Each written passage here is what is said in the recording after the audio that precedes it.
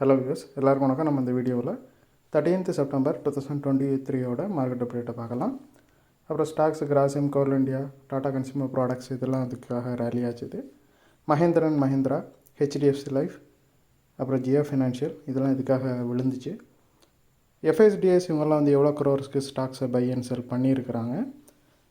அப்புறம் US market வந்து ஒரு மாதிரி மிக்ஸ்டாக க்ளோஸ் ஆச்சுது. அது எதனால்? அப்புறம் க்ரூடு, கரன்சி, இதோட ரேட்ஸ் எல்லாத்தையும் நம்ம இந்த வீடியோவில் பார்க்கலாம். நீங்கள் இன்னும் இந்த சேனலை சப்ஸ்கிரைப் பண்ணாமல் இருந்தால் மறந்துடாமல் சப்ஸ்கிரைப் பண்ணிடுங்க. அப்படியே இந்த பெல் ஐக்கானையும் கிளிக் பண்ணிங்கன்னா டெய்லி அப்டேட்ஸ் தவறாமல் கிடைக்கும். நிஃப்டியை பார்த்தோம் அப்படின்னா 76 பாயிண்ட்ஸ் வந்து ரேலி ஆச்சுது. 20,070 க்ளோஸ் ஆச்சுது. சென்செக்ஸ் வந்து 245 பாயிண்ட்ஸ் வந்து ரேலி ஆச்சுது. அப்புறம் ஸ்டாக்ஸை பார்த்தோம்னா கிராசிம் வந்து 62 பாயிண்ட்ஸ் வந்து ரேலி ஆச்சுது. ஸோ ஆதித்யா பிர்லா குரூப்போட ஒரு கம்பெனியான கிராசிம் வந்து பிர்லா ஓப்போஸ் அப்படிங்கிற நேமில் பெயிண்ட் பிஸ்னஸ் வந்து தனியாக ஸ்டார்ட் பண்ணுறாங்க. ஸோ இது Q4 டைமில் வந்து ஸ்டார்ட் பண்ணுவோன்னு சொல்லியிருக்காங்க. அதாவது வர 2024 ஜனவரி டு மார்ச் அந்த குவார்ட்டரில் வந்து இதை ஸ்டார்ட் பண்ணுறதா சொல்லியிருக்கிறாங்க. ஸோ இந்த நியூஸ் வந்ததுமே வந்து கிராசிம் வந்து நல்லாவே ரேலி ஆச்சுது. கோல் இண்டியாவை பார்த்திங்கன்னா 8 பாயிண்ட்ஸ் வந்து ரேலியாக இருந்துச்சு.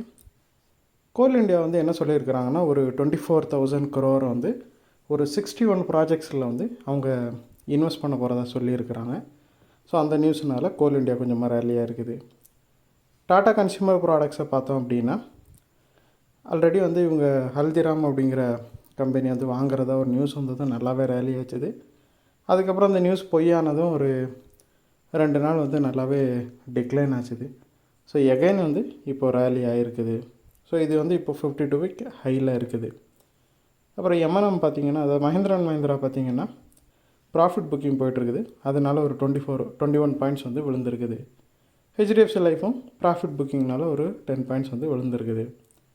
ஜியோ ஃபினான்ஷியலை பார்த்தோம் அப்படின்னா இது வந்து 7ஆம் தேதி நிஃப்டி 50 வெளியே வந்துச்சு.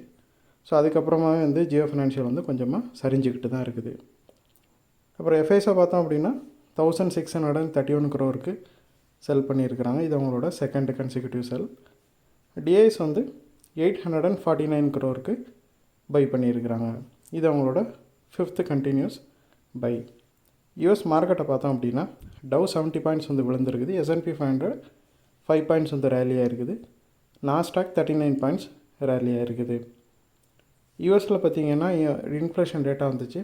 அது வந்து எந்த வித சர்ப்ரைஸையும் கொடுக்கல. எல்லோரும் என்ன எதிர்பார்த்தாங்களோ அதே அளவுக்கு தான் வந்துருந்துச்சு. ஸோ அதனால் மார்க்கெட் வந்து அதுக்கு பெருசாக ரியாக்ட் பண்ணல. பட்டு ஆயில் ப்ரைஸஸ் வந்து நல்லாவே ரேலி ஆகிட்டு இருக்கிறதுனால, ரொம்பவே அதிகமாக அப்பர் சைடு போய்ட்டுருக்கிறதுனால ஸோ கொஞ்சம் கம்பெனிஸ் வந்து இது வருத்தப்பட வச்சுருக்குது. அதனால் கொஞ்சமாக டவ் மட்டும் விழுந்திருக்குது. அப்புறம் க்ரூடை பார்த்திங்கன்னா ஆல்ரெடி சொன்ன மாதிரி 92.23 இருக்குது. ஆயில் ப்ரைஸஸ் வந்து ஏறுமுகமாகவே இருக்குது. இன்றைக்கும் ஒரு 0.17 வந்து ஏறி இருக்குது. ஸோ என்ன சொல்கிறாங்கன்னா ஆயில் ப்ரைஸஸ் வந்து கண்டிப்பாக 100 தாண்டும் அப்படின்னு எக்ஸ்பர்ட்ஸ் எல்லாம் எதிர்பார்க்குறாங்க. ஸோ இது கண்டிப்பாக ஆயில் ரிலேட்டட் கம்பெனிக்கு ஒரு நல்ல நியூஸ் இல்லை. ஆல்ரெடி வந்து ஆயில் ரிலேட்டட் கம்பெனிஸில் பார்த்திங்கன்னா ப்ராஃபிட் புக்கிங் தான் போயிட்டுருக்குது. ஸோ இது 100 தாண்டிச்சுன்னா கண்டிப்பாக வந்து நிறையா செல் ஆஃப் இருக்கிறதுக்கு வாய்ப்பு இருக்குது ஆயில் ரிலேட்டடு கம்பெனிஸில்.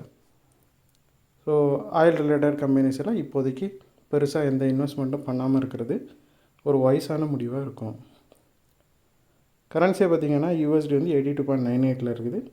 0.06 வந்து அப்பாக இருக்குது. ஸோ கரன்சியில் பெரிய சேஞ்ச் எதுவும் இல்லை. ஸோ இந்த வீடியோவில் நான் உங்களுக்கு கொடுத்த இன்ஃபர்மேஷன்ஸ் எல்லாம் கண்டிப்பாக ஹெல்ப்ஃபுல்லாக இருந்திருக்கும் நான் நம்புகிறேன். இது உங்களோட ஃப்யூச்சர் ட்ரேடிங் செஷனுக்கு கண்டிப்பாக ஹெல்ப் பண்ணும். இந்த வீடியோ உங்களுக்கு பிடிச்சிருந்துச்சின்னா லைக் பண்ணுங்கள், ஷேர் பண்ணுங்கள், மறக்காமல் சேனலுக்கு சப்ஸ்கிரைப் பண்ணுங்கள்.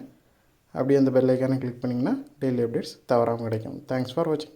Keep supporting. தேங்க்யூ.